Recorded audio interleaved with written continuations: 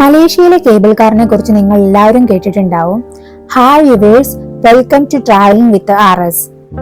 മലേഷ്യയിലെ സിറ്റി ടൂറിൽ നിന്നും ഒഴിച്ചുകൂടാനാവാത്തൊരു സ്ഥലമാണ് ജെൻറ്റിങ് ഹൈലാൻഡ്സ്. ഇന്നത്തെ ആദ്യ യാത്ര നമ്മൾ അങ്ങോട്ടാണ് പോകുന്നത്. ഇത് നോക്കിയേ, ഇന്നത്തെ കാലാവസ്ഥ ഇങ്ങനെയായിരുന്നു അവിടെ.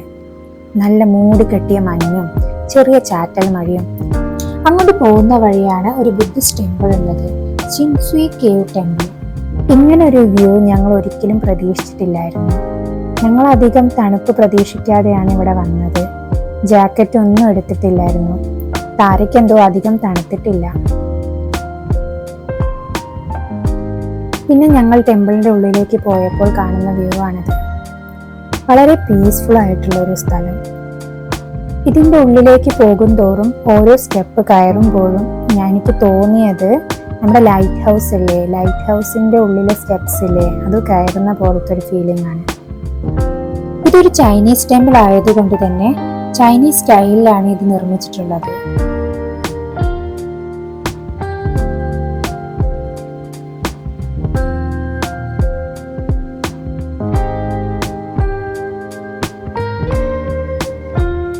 സ്റ്റെപ്സ് ഓരോന്നായി കയറി ഞങ്ങൾ ഫസ്റ്റ് ഫ്ലോറിലെത്തി. ഫസ്റ്റ് ഫ്ലോറിൽ നിന്ന് നോക്കുമ്പോൾ കാണുന്ന കാഴ്ചയാണിത്.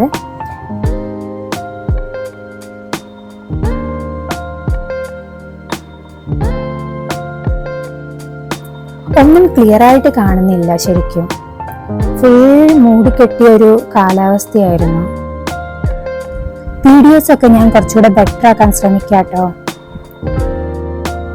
താരേനെ വെച്ച് ഫോട്ടോ എടുക്കുന്നത് അത്ര ഈസി ആയിട്ടുള്ള ഒരു കാര്യമില്ല. പക്ഷെ കുറെ നേരമായി മൂപ്പര് ശ്രമിക്കുന്നുണ്ട്.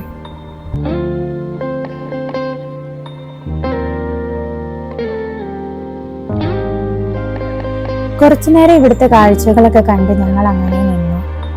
ഏറ്റവും ടോപ്പിലേക്ക് ഞങ്ങൾ പോയില്ലായിരുന്നു, കാരണം ഒരുപാട് സ്റ്റെപ്സ് കയറണം. താരയെ വെച്ച് അത് റിസ്ക് ആയിരുന്നു. നമുക്ക് ഇവിടുത്തെ മറ്റു കാഴ്ചകളിലേക്ക് പോവാം.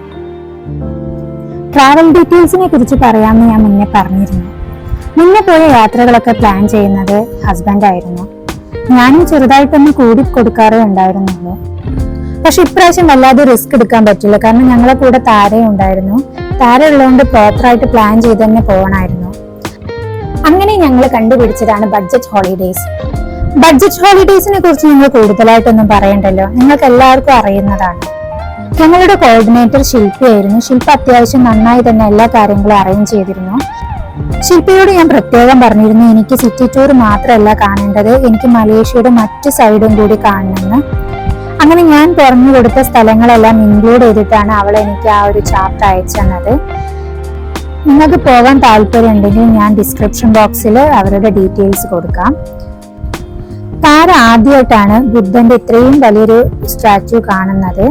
അതിന്റെ എക്സൈറ്റ്മെന്റ് അവളുടെ മുഖത്തുണ്ടായിരുന്നു. അവിടെ നിന്നും പോകുന്നവരെ ബുദ്ധ ബുദ്ധ ബുദ്ധ എന്നായിരുന്നു അവൾ പറഞ്ഞുകൊണ്ടിരുന്നത്. ഇവിടുത്തെ കാഴ്ചകൾക്ക് ശേഷം ഞങ്ങൾ പതുക്കെ നീങ്ങി. താരയ്ക്ക് വല്ലാതെ തണുക്കുന്നുണ്ടായിരുന്നു. ഇവിടെ നിന്നും ഞങ്ങൾ നേരെ പോയത് ജെൻറ്റിങ് ഹൈലാൻഡ്സിലേക്കാണ്. ഞാൻ പറഞ്ഞല്ലോ, ഇതും കേബിൾ കാർ വഴി തന്നെയാണ് പോകേണ്ടത്. അതുപോലെ കേബിൾ കാറിന്റെ ലാസ്റ്റ് സ്റ്റോപ്പും അവിടെ തന്നെ ആയിരുന്നു. കേബിൾ കാർ യാത്ര കുറച്ചുകൂടെ രസകരമായിരുന്നു. ഞങ്ങള് മലേഷ്യയിൽ വന്നപ്പം 2 സ്ഥലത്താണ് കേബിൾ കാറിൽ കയറിയത്. ഒന്ന് ഇവിടെയും പിന്നെ ഞങ്ങൾ ലങ്കാവിയിലാണ് കയറിയത്. ഇവിടെ കേബിൾ കാറിൽ പോകുമ്പോൾ നമ്മൾ കാണുന്നത് ബിൽഡിംഗ് ആണെങ്കിൽ ലങ്കാവിയിൽ കാണുന്നത് ഫോറസ്റ്റ് ആണ്. അതാണ് ഇത് രണ്ടും തമ്മിലുള്ള ഡിഫറൻസ്. എനിക്ക് കുറച്ചുകൂടെ ലങ്കാവിയിലായിരുന്നു ഇഷ്ടമായത്. ഇതിനു മുന്നേ ഞങ്ങൾ കേബിൾ കാർ കയറിയത് അസർബൈജാനിൽ പോയപ്പോഴാണ്. പക്ഷെ താരയ്ക്ക് അത്ര ഓർമ്മ ഉണ്ടാവാൻ സാധ്യതയില്ല, കാരണം അവൾക്ക് അന്ന് 1 വയസ്സേ ആയിട്ടുള്ളൂ. പക്ഷെ ഈ യാത്ര അവൾ വളരെ എൻജോയ് ചെയ്തിട്ടുണ്ട്. വളരെ ശ്രദ്ധിച്ച് എല്ലാ കാര്യങ്ങളും നോക്കുന്നുണ്ട്. ഈ കാണുന്നതൊക്കെ കുട്ടികൾക്ക് വേണ്ടിയിട്ട് ക്രിയേറ്റ് ചെയ്തതാണ് അവര്. ആ കാണുന്നതാണ് Genting sky world theme park. എല്ലാ കുട്ടികളെയും പെട്ടെന്ന് ആകർഷിക്കാവുന്ന തരത്തിലാണ് അവരിത് നിർമ്മിച്ചിട്ടുള്ളത്.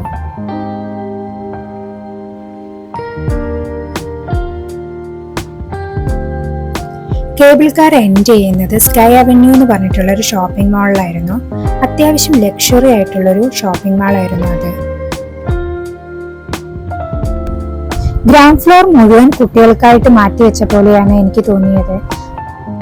ഇവിടെ നിന്ന് ഞങ്ങൾ നേരെ പോയത് ബാട്ടു കേവ്സിലേക്കാണ്. ബാട്ടു കേവ്സിനെ കുറിച്ച് എല്ലാവർക്കും അറിയുന്നതാണ്. ലോകത്തിലെ തന്നെ ഏറ്റവും വലിയ മുരുകന്റെ സ്റ്റാച്യു സ്ഥിതി ചെയ്യുന്നത് ബാട്ടു കേവ്സിലാണ്. പുറമേ നിന്ന് നോക്കുമ്പോൾ ഇത്രയേ ഉള്ളൂ എന്നുള്ളൊരു തോന്നലുണ്ടാവും. പക്ഷെ ഇതല്ല സംഭവം. 200-ലേറെ സ്റ്റെപ്സ് കയറിയിട്ട് വേണം ഇവിടെ എത്താൻ. നമ്മൾ കയറി കഴിഞ്ഞാൽ കാണുന്ന വ്യൂ ആണ് ഇത്. ശരിക്കും സ്റ്റെപ്പ് കയറിയാൽ ഇങ്ങനെയാണെന്ന് ഞാൻ തീരെ പ്രതീക്ഷിച്ചിട്ടില്ലായിരുന്നു.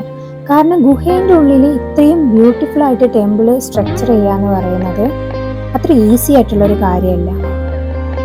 മലേഷ്യയിൽ വന്നാൽ തന്നെ നമുക്കൊരു തമിഴ് കൾച്ചർ ഫീൽ ചെയ്യും. പക്ഷെ ഇവിടെ വന്ന ശരിക്കും നമ്മളൊരു തമിഴ്നാട്ടിലെ ടെമ്പിളിൽ പോയ ഒരു ഫീലാട്ടോ.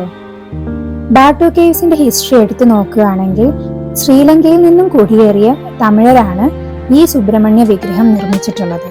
തൈപ്പൂയത്തിന്റെ സമയത്ത് ശ്രീലങ്കയിൽ നിന്നും തമിഴ്നാട്ടിൽ നിന്നും ഒരുപാട് പേര് ഇവിടെ എത്തിച്ചേരാറുണ്ട്. ഇവിടെ നിന്ന് ഞങ്ങൾ നേരെ ടവറിലേക്കാണ് പോയത്. ഇന്നത്തെ നൈറ്റ് വളരെ സ്പെഷ്യലാണ്. ഈ താരയുടെ ബർത്ത്ഡേയാണ്.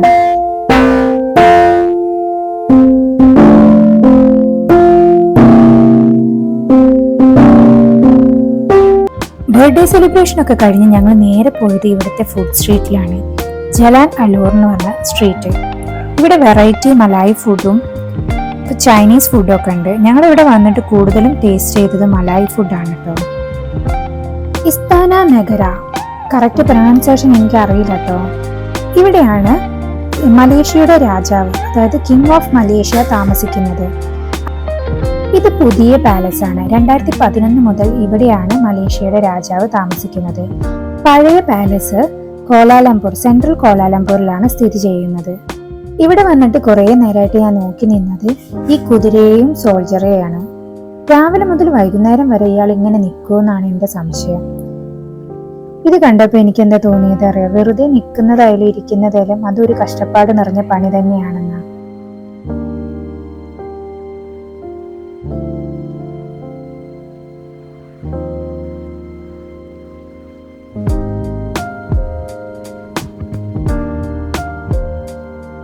ഇതാണ് തുഗു നഗര. ഇവിടെയാണ് മലേഷ്യയുടെ ഫ്രീഡത്തിന് വേണ്ടി പൊരുതിയ ജവാന്മാർ ഉറങ്ങുന്നത്.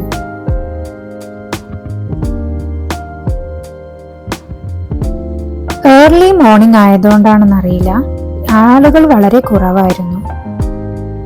ഫെഡറൽ ക്യാപിറ്റൽ കോലാലംപൂരിലാണ് ഇത് സ്ഥിതി ചെയ്യുന്നത്. ഇവിടുത്തെ വേറൊരു പ്രത്യേകത എന്ന് പറയുന്നത് വാരിയേഴ്സ് ഡേ ആണ്.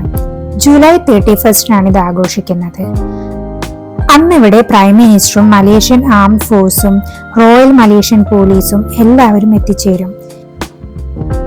ഇവിടുത്തെ വേറൊരു പ്രത്യേകത എന്ന് പറയുന്നത് ഈ സ്റ്റാച്യു ആണ്. ഇത് വെങ്കലം കൊണ്ട് നിർമ്മിച്ചതാണ്. ലോകത്തിലെ തന്നെ ഏറ്റവും ഉയരം കൂടിയ വെങ്കലത്തിന്റെ സ്റ്റാച്യു ആണിത്.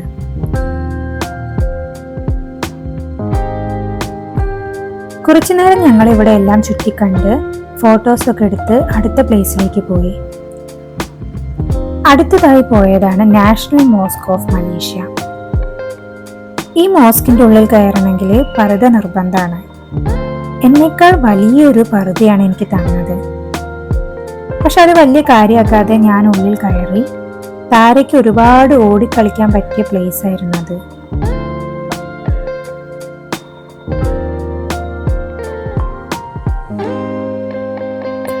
മോസ്കിന്റെ ഉള്ളില് ക്യാമറ അലൗഡ് അല്ലായിരുന്നു. അതുകൊണ്ട് ഞങ്ങൾ പുറമേയൊക്കെ ഒന്ന് ചുറ്റി കണ്ടിട്ട് നേരെ പോയത് ബാൽക്കണിയിലേക്കാണ്. ഈ ബാൽക്കണിയിൽ നിന്ന് നോക്കുമ്പോൾ മൊത്തം സിറ്റിനെ തന്നെ കാണാൻ പറ്റും.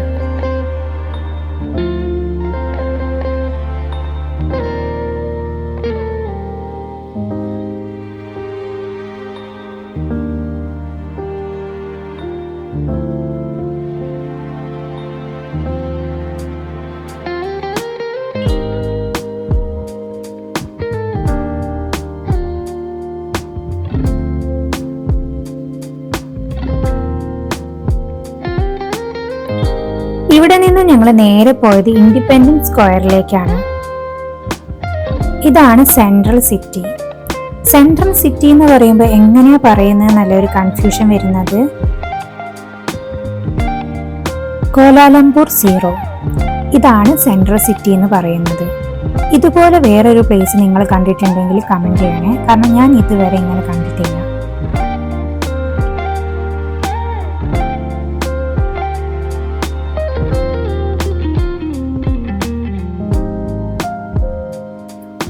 സംസാരിക്കുമ്പോൾ കുറച്ച് സീരിയസ് ആയിട്ട് തോന്നുന്നുണ്ടോ? പൊതുവെ ഞാൻ അത്ര സീരിയസ് ഒന്നല്ല കേട്ടോ. എന്തായാലും നമ്മൾ അടുത്ത് പോകുന്ന പ്ലേസ് ഏതാണെന്നറിയോ? KL tower. KL ടവറിനെ കുറിച്ചിട്ട് ഞാൻ എന്താ പറയണ്ടേ? ലോകത്തിലെ തന്നെ 7ാമത്തെ ടോളസ്റ്റ് ടവറാണ് KL tower. Telecommunication tower in Kuala Lumpur എന്നും ഇതിനെ പറയും. ഇതിന്റെ ഉള്ളിലേക്ക് എൻട്രി ടിക്കറ്റ് വേണം. ഞങ്ങൾ പോയ എല്ലാ സ്ഥലത്തിന്റെയും എൻട്രി ടിക്കറ്റ് പാക്കേജിൽ ഇൻക്ലൂഡഡ് ആണ്. ഞങ്ങൾ TH01 എന്ന ഫ്ലോറിലാണ് ഇറങ്ങുന്നത്. ഈ ലിഫ്റ്റ് കുറച്ച് പ്രത്യേകത നിറഞ്ഞൊരു ലിഫ്റ്റ് ആയിരുന്നു.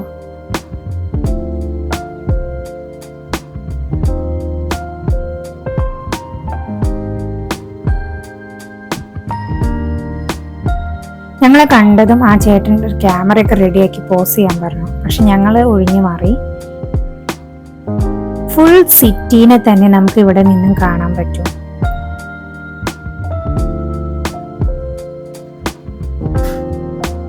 നിങ്ങൾ കണ്ട ഏറ്റവും വലിയ ടവർ ഏതാണ്? ഞാൻ ഇതിനു മുന്നേ ദുബായിൽ പോയപ്പോൾ ബുർജ് ഖലീഫ കണ്ടിട്ടുണ്ടായിരുന്നു. അത് വേറെ തന്നെ ഒരു എക്സ്പീരിയൻസ് ആയിരുന്നു. ഇവിടെ കുറെ സ്റ്റുഡൻസ് വന്നിട്ടുണ്ടായിരുന്നു. മൊത്തം സിറ്റി എന്ന് പറയുമ്പം ട്വിൻ ടവറും ഇതിൽ ഉൾപ്പെടുന്നുണ്ട്. എല്ലാം മൊത്തത്തിലൊന്ന് കണ്ടിട്ട് ഞങ്ങൾ ഇവിടെ നിന്ന് ഇറങ്ങി. നൈറ്റ് KL ടവറിനെ കാണാൻ വേറെ തന്നെ ഒരു ഭംഗിയാണ്. നിങ്ങൾക്ക് എൻ്റെ ഈ നടത്തം കാണുമ്പോൾ ആരെയും ഓർമ്മ വരുന്നത്? എനിക്ക് ആരെ ഓർമ്മ വരുന്നതെന്നറിയോ? സലീം കുമാറിന്. സലീം കുമാർ ഏതോ ഒരു പടത്തിൽ കൊച്ചിനെ ഇങ്ങനെ ഒക്കത്തിട്ട് പോകുന്നില്ലായിരുന്നോ? എൻ്റെ അടുത്തുനിന്ന് മാറാതെ നിൽക്കുന്ന വേറൊന്നുമല്ല, ആളെ മൂഡ് ഓഫിലാണ്. ഞങ്ങൾ ഇവിടെ നിന്ന് നേരെ പോയത് പുത്രജയിലേക്കാണ്. ഞാൻ ചില സ്ഥലങ്ങളൊന്നും വല്ലാതെ എക്സ്പ്ലെയിൻ ചെയ്ത് പോവാത്തത് വേറൊന്നുമല്ല, നിങ്ങൾ ഓൾറെഡി കണ്ടിട്ടുണ്ടാവും മലേഷ്യയിലെ സിറ്റി ടൂറിന്റെ വീഡിയോസ്. അതുകൊണ്ടാണ് ഞാൻ വല്ലാതെ അത് എക്സ്പ്ലെയിൻ ചെയ്യാൻ പോവാത്തതും കാണിക്കാത്തതും. നമ്മളിപ്പം പോകുന്നത് പുത്രജയാണ്. പുത്രജയം നിങ്ങൾ ഒരുപാട് വീഡിയോസിൽ കണ്ടിട്ടുണ്ടാവുമെന്ന് എനിക്കറിയാം. പുത്രജയനെ നമുക്ക് administrative capital and federal territory എന്നൊക്കെ വിളിക്കാം. കുറച്ചുകൂടി ക്ലിയർ ആയിട്ട് പറയുകയാണെങ്കിൽ സെൻട്രൽ ഗവൺമെന്റിന്റെ എല്ലാ ഡിപ്പാർട്ട്മെന്റും സ്ഥിതി ചെയ്യുന്നത് ഇവിടെയാണ്. അവിടെ വർക്ക് ചെയ്യുന്ന എംപ്ലോയീസിന്റെ അപ്പാർട്ട്മെന്റ്സ്, അവരുടെ കുട്ടികൾക്ക് പഠിക്കാൻ വേണ്ടിയിട്ട് സ്കൂള്, അങ്ങനെ എല്ലാം അവരെ റിലേറ്റഡ് ആയിട്ടുള്ളതാണ് ഇവിടെ സ്ഥിതി ചെയ്യുന്നത്.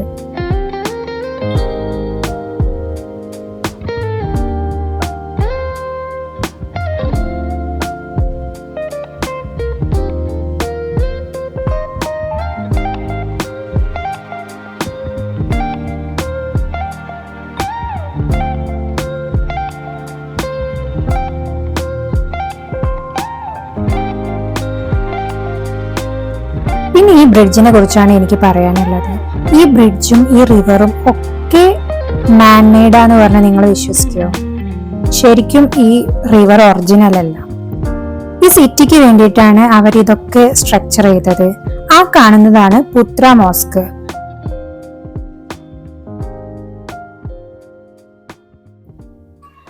ഫൗസി ബ്രോ പറയുന്നവരെ ഞങ്ങൾക്ക് ഇത് ഒറിജിനൽ ആയിട്ട് തന്നെയായിരുന്നു ഫീൽ ചെയ്തത്.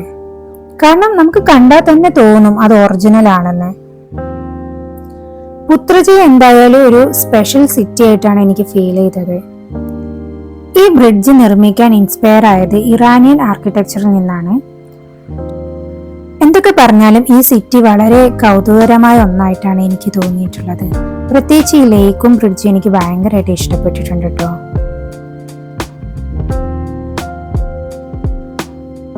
ഇനി നമ്മൾ പോകുന്നത് പുത്ര മോസ്കിലേക്കാണ്. ആ കാണുന്നതാണ് പ്രൈം മിനിസ്റ്ററിന്റെ ഓഫീസ് കോംപ്ലക്സ്. അവിടെയാണ് അദ്ദേഹം നിൽക്കുന്നത്. ഇത് രണ്ടും ഏകദേശം അടുത്തടുത്തായിട്ടാണ് സ്ഥിതി ചെയ്യുന്നത്. ഞങ്ങൾ ആദ്യം പോയത് പുത്ര മോസ്കിലേക്കാണ്. പുത്ര മോസ്കിന്റെ കളറാണ് മറ്റു മോസ്കിൽ നിന്നും ഡിഫറെന്റ് ആയിട്ട് നിൽക്കുന്നത്. റോസ് കളർ ഗ്രാനൈറ്റ് കൊണ്ടാണ് ഇത് നിർമ്മിച്ചിട്ടുള്ളത്. അതുകൊണ്ടാണ് ഞാൻ പറഞ്ഞത് മറ്റു മോസ്കിൽ നിന്നും വളരെ ഡിഫറെന്റ് ആയിട്ടാണ് എനിക്ക് തോന്നിയിട്ടുള്ളത്. നോർമൽ ഡ്രസ് ഇട്ട് നമുക്ക് മോസ്കിന്റെ ഉള്ളിലേക്ക് കയറാൻ പറ്റൂല. അതുകൊണ്ട് ഞങ്ങൾ ഇവിടെ പുറമേ നിന്നാണ് നോക്കി കണ്ടത്. അതുപോലെ തന്നെയായിരുന്നു പ്രൈം മിനിസ്റ്ററിന്റെ ഓഫീസ് കോംപ്ലക്സും. പുറമേ നിന്ന് നോക്കി കാണാനേ സാധിച്ചിട്ടുള്ളൂ. അപ്പൊ നമുക്ക് അടുത്ത വീഡിയോയിൽ കാണാം.